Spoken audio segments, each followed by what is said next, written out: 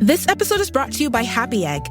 When you choose Happy Egg, you're choosing so much more. They're a free-range egg company that partners with small family farmers to raise their hens on 8 acres of land. And the standard of care their hens receive, along with their nutritious feed, leads to eggs with golden sunrise yolks that are rich and full of flavor. So you can feel good about the eggs you're buying. Choose better for you, your family, and the industry. Choose Happy. Learn more at happyegg.com/Spotify. Today on CityCast Denver.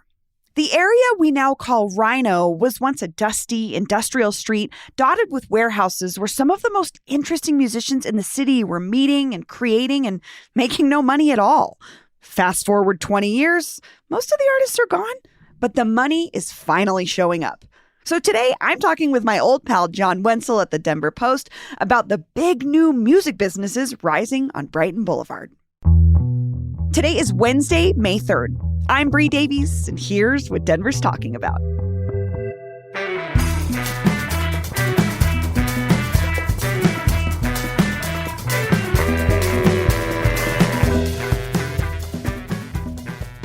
John Wenzel, welcome back to CityCast Denver.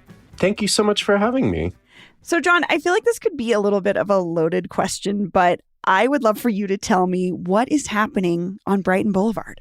So many things. As a long timer, you know, it's long been a space for creatives, people who want to do interesting things.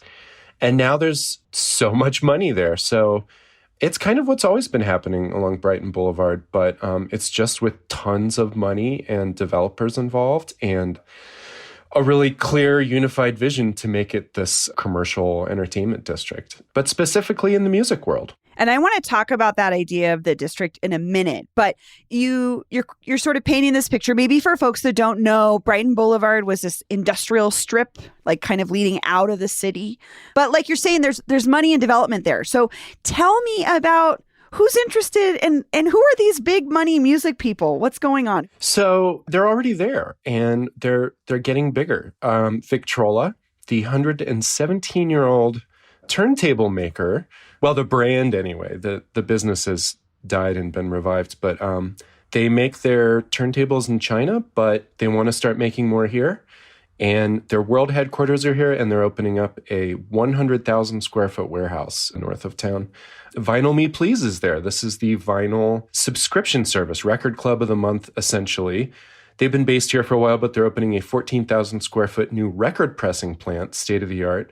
AEG presents Rocky Mountains, the mega promoter, who, gives Live Nation a run for their money in most places and dominates here. And Mission Ballroom, which is a giant, fancy new venue that AEG built and owns. You're someone that's covered this music scene for a long time. Were you surprised to hear that a company like Victrola and the fact that Vinyl Me Please wants to build a record press here, was that surprising to you? Yes and no. And I know that's one of those classic, I want to have my answer both ways. But yes, because it didn't seem like RiNo as an art district had matured to this point where everything was starting to get so synergistic and, whatever. No, because, the connections in this town that tend to create these sorts of districts and these sorts of partnerships are only getting stronger for better or worse. And what do you mean by that? I mean that, AEG has its hands in so many things. They have so many connections and relationships.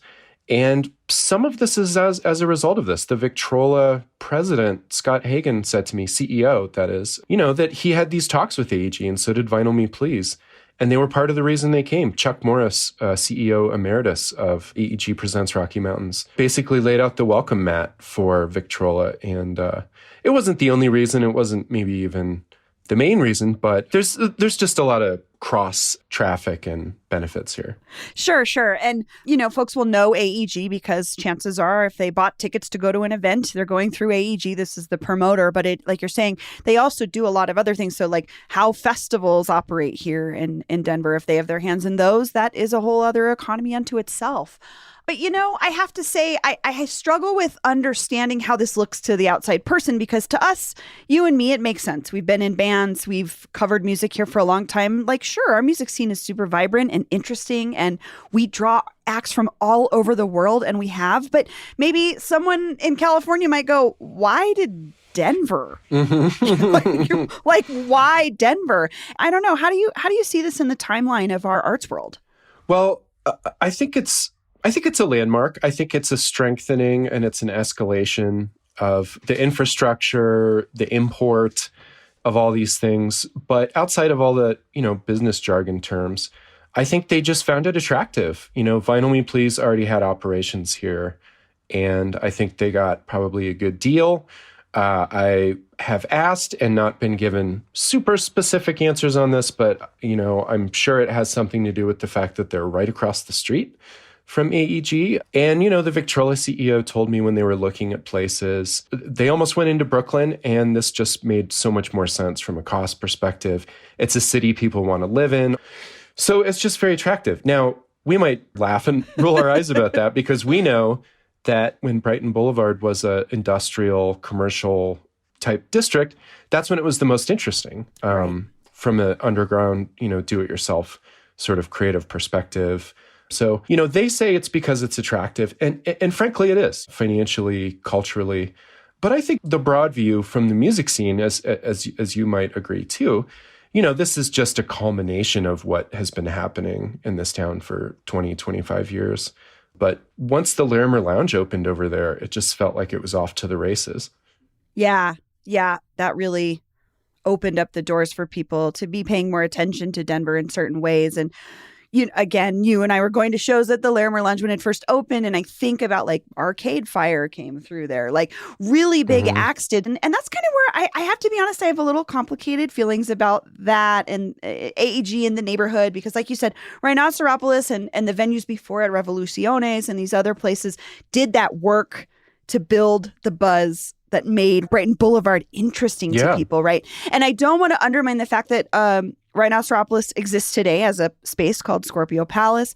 That's Glob right. is right next door. They are still throwing shows. So these spaces still exist, but there's miles between that scene and what AEG is booking at Mission Ballroom. Do you think this was just like AEG saw what was coming in terms of real estate, right? This is the right spot. Or do you think that they were tuned into that fact that this is also where art was being made? I think it's a little of both. And you're right that when we talk a lot about AEG and promoters and the business side of this, it can seem a little arcane. I mean, it even feels a little arcane to me sometimes. But, from the consumer perspective, what they have done, their dominance in this market has resulted in so many shows. There are so many shows around here. All the ticketing stuff aside, I do think a lot of music fans have benefited. But it's not just David and Goliath. It's like all or nothing. So it's just a very charged atmosphere. There's a lot of money. But eventually I do think it will benefit people. But in what way? Like people on scooters, tourists who are like high out of their minds trying to not get hit by cars? Or are we really going to have solid, sustainable pedestrian traffic going to hang out at the Vinyl Me Please listening lounge /bar? I don't know.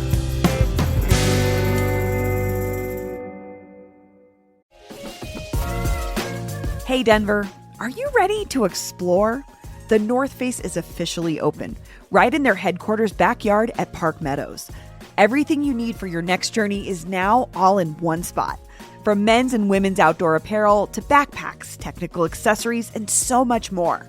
This gear is engineered to perform at the limits of human potential, and it's available in a variety of fresh colors and styles for the season ahead. Every piece they create is designed to get you out there. Way, way out there. So no matter how you choose to immerse yourself in the outdoors, whether it be through hiking, climbing, camping, skiing, snowboarding, or beyond, their gear is here to take you further. Find them on the second floor, find all the essentials you need, then go ahead, get out there, and start your journey. The exploration starts there.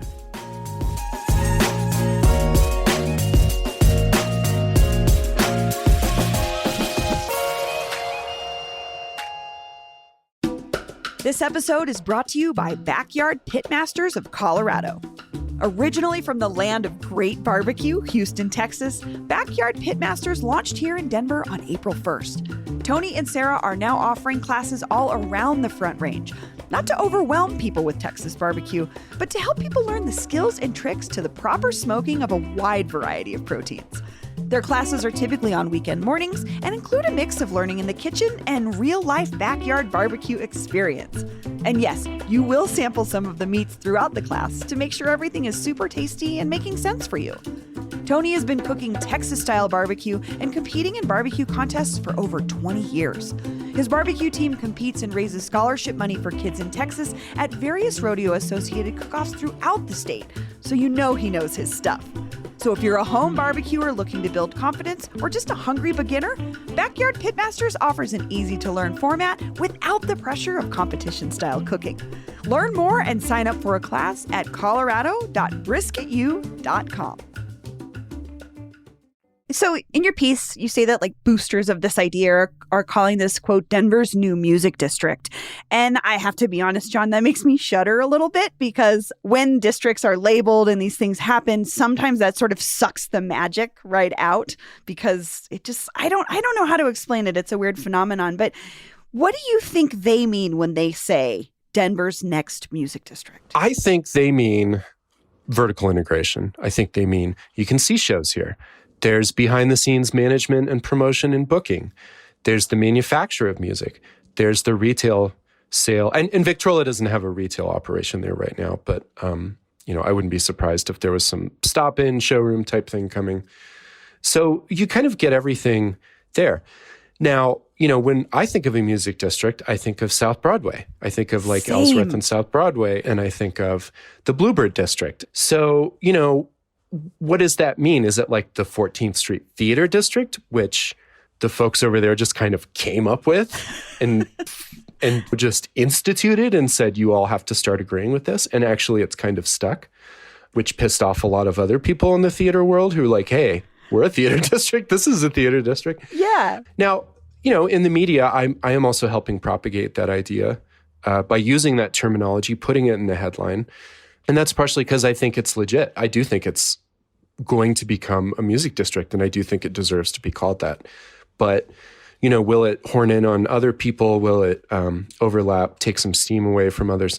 I don't see how it can't hurt other areas, but, that's extremely speculative. It's like, how's South Broadway going to fare? It's like, I don't know. Maybe they're their own worst enemies sometimes, so we'll see.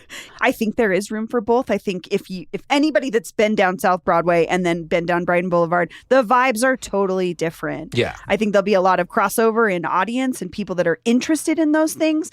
But it's like, I could see South Broadway being where the artists go and where you go to meet people and the festivals and the venues. And then this is more of the industrial, the back end side of being a music listener and a music lover. I mean, obviously Mission Ballroom is right over there, but if you're somebody that this is the place where you go to learn about how records are made. I don't know. It's so different, but I feel you. I think it just remains to be seen. Maybe we can't know. It's the sausage factory in a way. And people who want to feel like they're getting that view of the industry can go there, even though it's kind of, they're showing you what you want to see. At the same time, what else is like this? Not just in the city or the state, but regionally. This massive vinyl plant that's about to open, the world headquarters of an ancient, still vital record manufacturer, and the company that books 150 plus concerts at Red Rocks per year, in addition to hundreds of others. That's pretty unique. And you don't have to endorse the business at play behind it to recognize the power of that and how it could influence and attract other players to the periphery of that. So to wrap up, I want to talk about vinyl, which seems to me to be driving some of these big changes. John, how do you see Vinyl Me Please specifically fitting into the context of this resurgence? Yeah, so they are, in some ways a classic record of the month club. Their founders have talked about how in the 80s and 90s, you could belong to the BMG or, other label cassette clubs, get, 8 albums for a nickel or whatever. So in some ways, this is an update of that. In other ways, it's a really smart, curated, high-level revisitation of music, and it broadens and opens up collecting in some ways, I think, to different genres. They're not as raucous and judgy and elitist about pop, about, music outside the US. So it's really opened up a lot of interesting listening to not just collectors, but this huge mass market of vinyl now. Vinyl sales outstripped CD sales last year for the first time since 1988, which is insane. And good insane, I think. But there's not a lot of places that press records. There's huge demand. And when this place opens, this Vinyl Me Please record pressing plant, they want to have a lounge, they want to have a performance area, and they want to pick up the slack globally. There's a huge delay and huge demand in vinyl pressing that is not being met. And they're poised to make 1.5 million, 2 million records a year once they get up and running this summer. That stat about CDs is like crazy to think about, but it also like strikes me as this kind of music technology that's come and gone. And I don't know, I think we're really talking about consumer behavior, which we know is fickle. But what do you think? Do you think that this surge in vinyl is like a fad, or is this like the wave of the future? I don't know. I think sometimes fads are just, what we call the tip of the cycle during that part of the cycle. And sometimes they're just arrows that just go through a paper target and you never see them again. My sense personally is that this is maybe part of a cycle, and we're at the top part of it, and maybe it'll go down at some point again in the future. But I don't think this is going to crash and burn. I don't think we're going to go back to the days where we feel like we have everything we need physically and physical media to help burnish our identities. A lot of people have record players, turntables, record collections. It's part of who they are. It's a costume. It's a showpiece. It's a lot of things. No, I love the thought though, because I think that there's going to be there's different kinds of listeners, just like there's different kinds of collectors. And so you might have that person that has to buy every single record that comes out from this label or whatever. And then you might have the person that's like, I really enjoyed listening to this album on vinyl. It sounded good. I might buy another one. But I love that. Also, you said that Victrola, like, they make it accessible by having $100 record player with the Bluetooth capabilities, like all the things that you would want our kids. That's going to be a great entry point for them, right? Here's your own record player. I think that the beginnings are there, but I am with you. We have no idea. I mean, I tried to run a tape label in the mid 2000s. You know what I mean? It was like there were people that were super into it, but it's just, I don't know. There's a lot of possibility here, and I'm excited. I'm cautiously excited. I'll say that. Yeah, I think vinyl collector culture is the base of the current vinyl revival, but I don't think it's all of what the vinyl revival is. I think what we're seeing now is a mainstream market, a mass market. But like you said, we're building that into the next generation too. Your kid, my kids, they're going to see these turntables, these records, and think, my parents had that. Even if they go in another direction and reject it, it might be attractive again in their 20s or 30s, or, you know what I mean? Like people who've never had physical media to hold on to feel connected to run their fingers over those covers and look at the lyrics and appreciate the art in a big format. That's still novel. Yes. In this, streaming age of everything. Like God, I sound so old saying that, but I don't think it's going to go away anytime soon. And if it does, it's not going to go away entirely again. John Wenzel, thank you so much. Thank you so much for having me. And here's what else Denverites are talking about. Governor Jared Polis's signature housing and land use bill.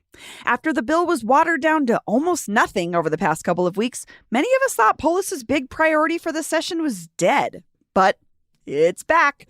Two of the original advocates, Representatives Stephen Woodrow and Iman Joda, have introduced a couple of amendments in the House to keep the debate going. According to CPR, they are specifically hoping to force cities to allow accessory dwelling units, or granny flats, in certain areas, and to mandate certain cities, including Denver, to allow greater housing density in key transit corridors. The legislature is in its final week of the session, though, so we'll see. And finally, we want to talk about one of Colorado's greatest stereotypes, the Subaru. Personally, I love my Subaru, and I don't have anything bad to say about it. But certain people are saying that the Subaru is no longer king in Colorado. if it ever was. So we want to hear from you. Do you love your Subaru? Do all the Subarus drive you nuts? And what does the Subaru stereotype mean to you? The Subaru hotline is officially open. Text or leave us a voicemail at 720-500-5418. Again, that Subaru hotline is 720-500-5418. That's all for today here on CityCast Denver. If you enjoyed the show, why not take a minute to tell former AEG CEO and President Chuck Morris about us? Rate the show wherever you get your podcasts and subscribe to our morning newsletter, Hey Denver, by texting Denver to 66866. We'll be back tomorrow morning with more news from around the city. See you later.